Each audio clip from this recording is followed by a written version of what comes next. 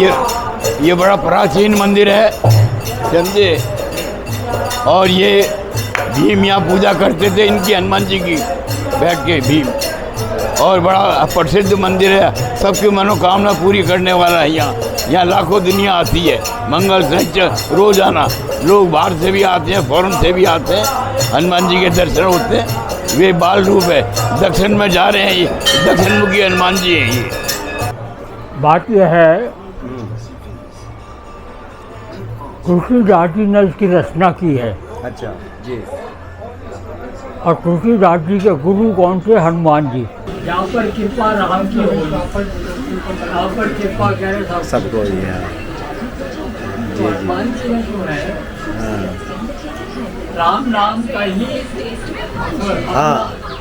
संबल लेकर के उन्होंने संसार का उद्धार किया है। जी जी। जब भी हनुमान जी किसी कार्य कर गए हैं, जय श्री राम, जय श्री राम। जब भी कोई संकट आए जब भी कोई संकट आए, हमने तुझे पुकारा है। हे बजरंगी संकट मोचन, तू ही सबका सहारा है। जय सिया राम। सब सुख लहे तुम्हारी सरना, तुम रक्षक काहू को डरना।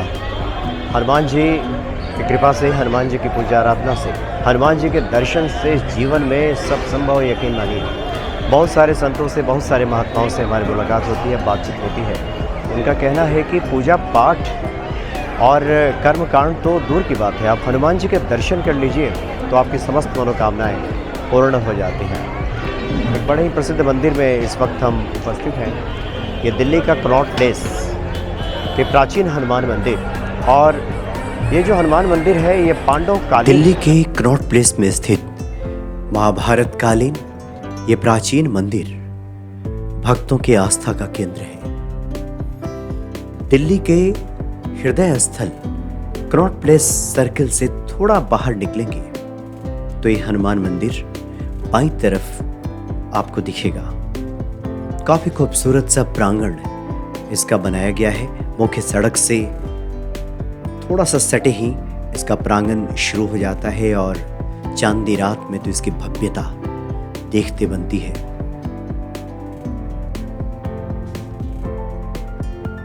ये वो मंदिर है जहां महाभारत काल में भीम प्रतिदिन पूजा करने आया करते थे, और इस कलयुग में गोस्वामी तुलसीदास जी ने इस मंदिर में पूजा आराधना की है। कहा तो ये भी जाता है कि गोस्वामी तुलसीदास जी जब दिल्ली प्रवास पे थे, उस वक्त अकबर ने उनसे कोई चमत्कार दिखाने को कहा। गोस्वामी जी ने जब इस बात से इनकार किया कि वो तो सिर्फ अपने प्रभु के आराधक हैं, तो अकबर ने उन्हें कैद कर लिया था, और उसके बाद उन्होंने हनुमान चालीसा की रचना की। कनॉट प्लेस का ये जो मंदिर है, आप मुख्य सड़क से लगभग 100 मीटर प्रांगण को पार करते हुए पहुंचेंगे तो ढेर सारी आपको दुकानें दिखाई देंगी, जहां से आप मिष्टान वगैरह खरीद सकते हैं, पुष्प वगैरह ले सकते हैं, और फिर हनुमान जी का दर्शन प्राप्त कर सकते हैं।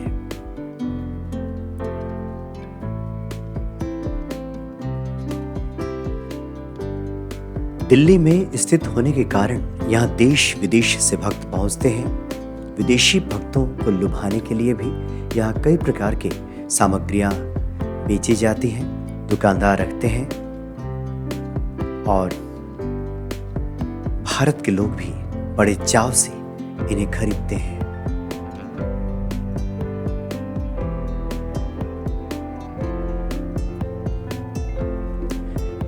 रात्रि के समय इतने खुले प्रांगण में जिस प्रकार की लाइटिंग होती है, प्रकाश व्यवस्था रहती है, वो देखते बनती है। आप यहाँ पहुँच जाए तो आपका जी चाहेगा कि घंटों यहाँ रुक जाए। प्रसाद वगैरह लेने के बाद आप यहाँ से मुख्य मंदिर में प्रवेश करेंगे, और मुख्य मंदिर के ठीक बाईं तरफ महंत जी का आवास है, जहाँ पे महंत जी से हमारी बातचीत हुई और हमने हनुमान जी की महिमा जाने।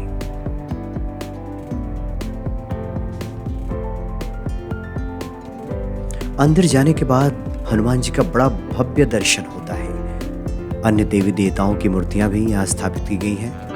भगवान श्री राम, लक्ष्मण, माता जानकी जी, हनुमान जी, दुर्गा माता, सबकी मूर्तियां यहाँ पे लगाई गई हैं।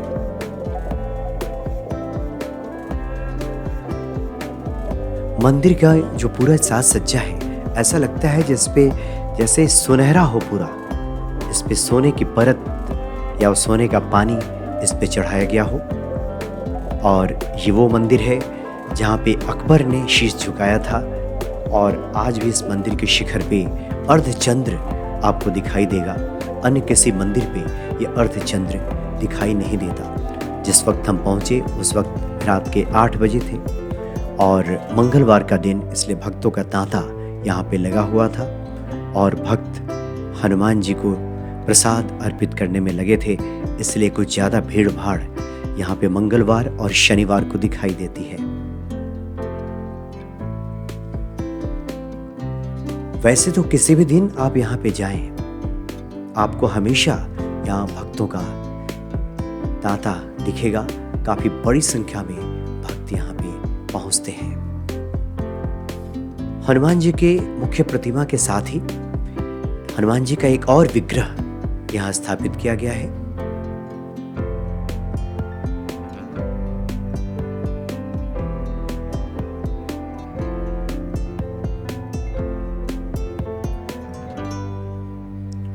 मुख्य विग्रह से जब आप दाहिनी तरफ बढ़ेंगे, उसके बाद यहाँ पे महंत जी जो मंदिर के मुख्य प्रबंधक हैं, पुजारी हैं, उनके बैठने का स्थान बनाया गया है। मंगलवार होने की वजह से काफ़ी देर तक बातचीत करना संभव नहीं था, जो कि भक्तों की काफ़ी भीड़ थी। फिर भी हमने हनुमान जी की महिमा जानी और ये भी जानने की कोशिश की कि हनुमान जी को कैसे प्रसन्न करें। और बड़ा अद्भुत दर्शन होता है देवी माँ का भी। ईश्वर के जो अनेक रूप हैं सभी यहाँ पे विराजमान हैं। कुछ लोग माता को चुन्नी चढ़ाते हैं और उसके बाद प्रसाद स्वरूप उसे ग्रहण भी करते हैं।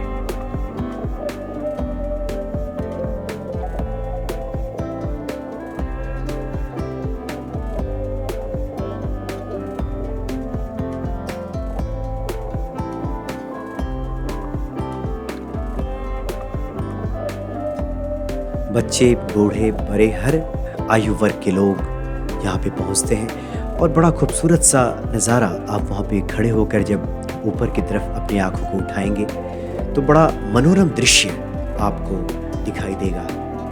मंदिर का बाहर या भीतर रात के वक्त एक अद्भुत प्रकाश व्यवस्था यहाँ पे रहती है और शांति और सुकून का एहसास यहाँ पे होता है। वैसे भी हनुमान जी के किसी भी मंदिर में आप जाएं, लगेगा कि आपके दुखों का समूल नाश हो गया है। और इस प्राचीन मंदिर में तो हनुमान जी साक्षात विराजते हैं। मंदिर में पूजा आराधना के बाद भक्तों के पास वक्त होता है कि इस पूरे प्रांगण में घूम करके खूबसूरती को निहारें, कुछ आवश्यक वस्तुएं खरीदें। कहीं कहीं खाने पीने की भी कुछ चीजें आपको मिल जाएंगी, तो कुछ देर आप हल्का जलपान भी कर सकते हैं। लेकिन उसके पहले हम महंत जी से मिलते हैं। कैसे हैं बाबा जी? जी सब बढ़िया है, बढ़िया है। जी जी जी जी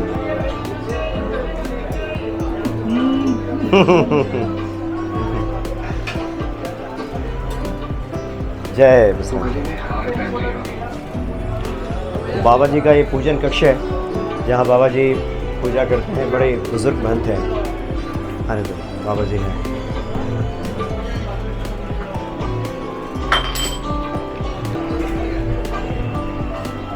काफी वयोवृद्ध महंत हैं और काफी स्नेह रहता है मेरे प्रति भी महंत जी का। जी जी जी बाबा जी, आज कुछ हम हनुमान जी की महिमा आपसे जानने आए। जय सिया राम। जय सिया राम। बाबा जगन्नाथ दास जी हमारे सामने उपस्थित हैं और हनुमान जी के आप परम साधक हैं। मैं जब भी आता हूँ देखता हूँ कि हनुमान जी के आप पठन पाठन में, किसी साधना में आप लगे रहते हैं। बाबा जी आप रामचरितमानस का पाठ कर रहे हैं, हमने सुना है रामचरितमानस का पाठ भी बड़ा फलदायी है, आपका अनुभव क्या कहता है जीवन का? बात यह है, तुलसीदास जी ने इसकी रचना की है। अच्छा जी। और तुलसीदास जी के गुरु कौन थे? हनुमान जी। हनुमान जी, हाँ। उन्होंने ही राम जी से उनको मिलाया, तुलसीदास जी को, और उनको प्रेरणा दी कि भाई तुम रामचरितमानस का गुणगान करो। तो तुलसीदास जी ने रामायण की रचना करी। जितने भी और साधु संत महात्मा थे उन्होंने और ग्रंथ जो थे और पुस्तकें जी मंदिर के अंदर रख दी। अच्छा जी। और सबसे नीचे जो है तुलसी के रामायण को रखा। अगले रोज जो था, जो श्रेष्ठ पुस्तक थी रामचरितमानस तुलसीदास जी की, वो सबसे ऊपर थी, सबसे ऊपर आ गई। तो बात यह है तुलसीदास जी ने राम नाम पे जोर दिया है। भगवान राम ने गिने चुने अपने साथियों का उद्धार किया, पर लेकिन राम ने जो राम के नाम थे, राम नाम ने लाखों हजारों करोड़ों को संसार पावर से पार उतार दिया। तो तुलसीदास जी जो थे वो रामायण की रचना के बाद में उन्होंने भगवान राम का नाम ही जो है श्रेष्ठ करके माना। जी जी। एक बार तुलसीदास जी जो है वृंदावन में गए। अच्छा। तो बिहारी जी के मंदिर में जब पहुँचे तो वहाँ के पंडितों ने कहा कि भाई आप इनको माथा टेकिए। तो तुलसीदास जी ने कहा मेरे जो इष्ट हैं वो तो भगवान राम हैं। उसने कहा क्या छवि बनाई है प्रभु, हाथ में मुरलिया है, उल्टे सीधे खड़े हो। पर लेकिन तुलसीदास माथा तब नभे जब धनुष बांध ले हाथ और वो दर्शन दे मेरे को। तो वही बिहारी जी जो थे वो राम के रूप में जो है अवतरित हो गए। तो कहने का मतलब ये है कि तुलसीदास जी का जो जीवन था जी वो राम में था। महंत जी का आशीर्वाद प्राप्त करने के बाद खुले प्रांगण में गजब का नज़ारा दिखाई पड़ा। हर तरफ भक्त बैठे हुए जिन्होंने हनुमान जी का दर्शन किया था प्रसाद ग्रहण करते हुए। रात्रि में जब भी आप दर्शन को जाएं और उसके बाद जब बाहर की तरफ निकलें तो ये जो पूरा दृश्य है ये मन को मोह लेता है। खाने पीने की भी कुछ चीज़ें आपको दिख जाएंगी और काफ़ी लिट्टी चोखा चूँकि शुद्ध भी और सात्विक भी होता है, और दूसरा इसमें तेल मसाले का भी इस्तेमाल नहीं होता, तो यहाँ पे उपलब्ध है। इसका भी और ये स्वाद लिट्टी चोखा चखा जाए। हम लोग खाएंगे तो कैसे 50 रुपये प्लेट देते हैं ना। जी जी। तो क्या आप मतलब बिहार से ही हैं या फिर कहीं और से हैं? अच्छा यूपी से हैं, जो यूपी बनारस वगैरह भी हमने देखा लिट्टी चोखा काफ़ी खाते हैं।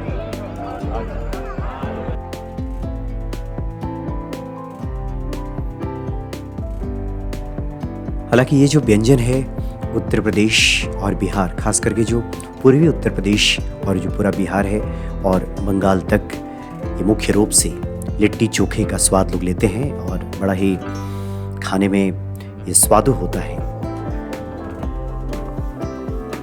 ना अभी हमारा हाँ। बिरला मंदिर में लगा है। बिरला मंदिर में भी? हाँ, वहाँ अच्छा। 100 रुपये प्लेट चल रहा है। अच्छा, बिरला मंदिर में 100 रुपये प्लेट चलता है? हाँ। अच्छा, ये यहाँ 50 रुपये प्लेट है, लेकिन ये बता रहे हैं बिरला मंदिर में। हाँ ये जो है हमारा परमानेंट का दुकान है। हाँ। और एक वहाँ कोपियम में भी है, अच्छा। 50 रुपये प्लेट मिलता है। ओ, मतलब आपके घर के लोग इसी लिट्टी चोखे काम में लगे हुए हैं? हाँ। वाह, बहुत बढ़िया। लोग यहाँ दर्शन करते हैं हनुमान जी के और साथ में लिट्टी कृषि चोखा। भवन में था तो दुकान सारे टूट गया। किस जगह पे था?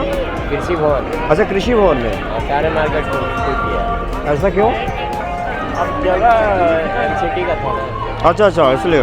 हाँ, नहीं बढ़िया है, टेस्ट भी बढ़िया है लिट्टी चोखा का।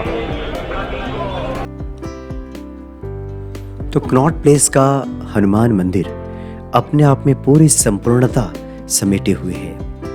यहाँ शाम के वक्त आप बच्चों के साथ जाएं, हनुमान जी का दर्शन करें, साथ में उन्हें कुछ खिलाएं पिलाएं।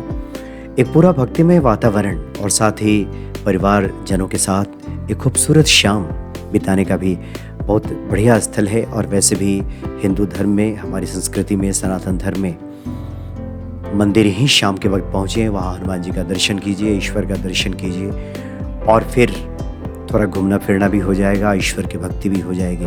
तो इससे बढ़िया जगह और क्या हो सकती है। ये जो पूरा कनॉट प्लेस है अपने आप में अनोखा है। यहाँ तो कुछ हस्तरेखा विशेषज्ञ भी बैठे रहते हैं।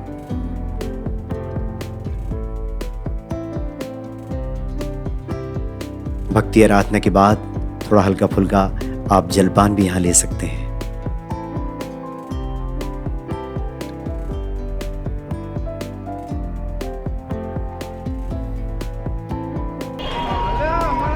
आप हनुमान जी के किसी भी सिद्ध मंदिर में पहुंच जाएं तो दर्शन मात्र से ही लगता है कि संकटों का निवारण हो गया है। और कनॉट प्लेस हनुमान मंदिर की महिमा अपने आप में काफ़ी अद्भुत है।